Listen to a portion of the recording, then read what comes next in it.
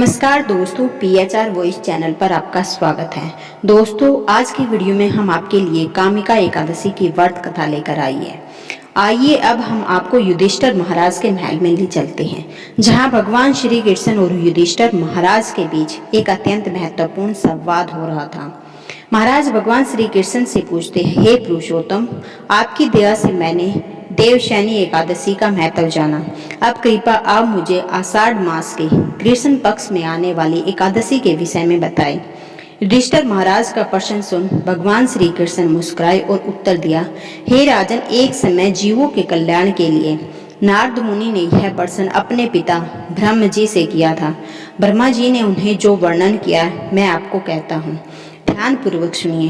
हे पितामह, क्या आप मुझे आषाढ़ मास के कृष्ण पक्ष में आने वाली एकादशी के विषय में बता सकते हैं? हाँ, बस आषाढ़ मास के कृष्ण पक्ष में आने वाली एकादशी कामिका एकादशी है। इसकी महिमा इतनी दिव्य है कि इसके सुनने मात्र से अश्वमेध यज्ञों का फल प्राप्त होता है। इस दिन जो व्यक्ति तुलसी दल से भगवान श्री हरि की पूजा करता है, उसे स्वर्ण और चांदी दान करने के समान फल प्राप्त होता है। कामिका एकादशी के दिन तुलसी पूजन का विशेष महत्व है। इस दिन भगवान केशव को नव अंकुरित तुलसी मंजरी अर्पित करनी चाहिए। जो व्यक्ति ऐसा करता है वह अपने पूर्व और वर्तमान के सभी पापों से मुक्त हो जाता है। अब मैं तुम्हें कामिका एकादशी की एक पौराणिक कथा सुनाता हूँ, ध्यान पूर्वक सुनना। एक समय धर्मध्वज राजा की पुत्री के रूप में तुलसी जी अवतरित हुई थी। उस समय भगवान नारायण की तपस्या हेतु वो अनेकों तीर्थ स्थानों में भ्रमण कर रही थी। तब गंगा जी के तट पर उन्होंने भगवान श्री कृष्ण के ध्यान में मगन गणेश जी को देखा। अत्यंत सुंदर पीताम्बरधारी शुद्ध और ध्यान मगन गणेश जी को देखकर तुलसी उन पर मोहित हो गई और उनसे विवाह करने की अपनी इच्छा उनके समक्ष प्रकट की। तपस्या भंग होने पर भगवान श्री गणेश बोले, हे देवी, आप कौन हैं? आपके यहाँ आगमन का क्या कारण है? क्या आप नहीं जानती कि तपस्वी का ध्यान भंग करना पापजनक होता है?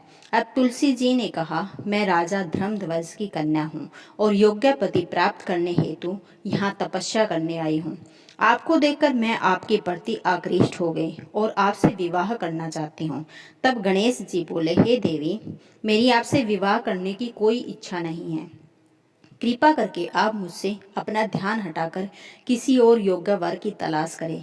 गणेश जी के ऐसे वचन सुनकर तुलसी जी को क्रोध आ गया और वह बोली, आप मुझसे विवाह नहीं करना चाहते तो आपका विवाह दो कन्याओं से होगा। ऐसा कहकर वह गणेश जी के गजमुख का उपहास करने लगे। तुलसी जी का यह रूप देखकर गणेश जी ने उनको श्राप दिया, हे देवी, मैं आपको श्राप देता हूँ, आप असुर पत्नी बनोगी और उसके बाद एक वृक्ष बन जाओगे। अब यह सुनकर तुलसी जी को अपनी भूल का आभास हुआ और वह गणेश जी से प्रार्थना करने लगी कि वह अपना श्राप वापस ले ले। तब गणेश जी बोले, हे देवी, तुम भगवान नारायण की प्रिय बनोगी। समस्त मनुष्यों के लिए तुम्हारे द्वारा किया गया पूजन लाभकारी रहेगा, परंतु मेरे लिए तुम हमेशा त्याज्य रहोगे। इसके बाद आगे चलकर तुलसी जी शंखचूड़ असुर की पत्नी बनी। भगवान नारायण की तुलसी के पौधे में प्रकट हुई। आगे भगवान श्री कृष्ण कहते हैं कि जो व्यक्ति कामिका एकादशी के व्रत का पालन करता है, उसे संपूर्ण पृथ्वी के दान, बछड़े समेत किए गए गाय के दान के समान फल प्राप्त होता है। यह एकादशी सबसे शुद्धतम है और पापों का नाश करने में प्रबल है। जय श्री हरि विष्णु। दोस्तों, कमेंट बॉक्स में जय श्री हरि विष्णु जरूर लिखें। भगवान आपकी सभी मनोकामनाओं को जरूर पूरी करेंगे। धन्यवाद दोस्तों।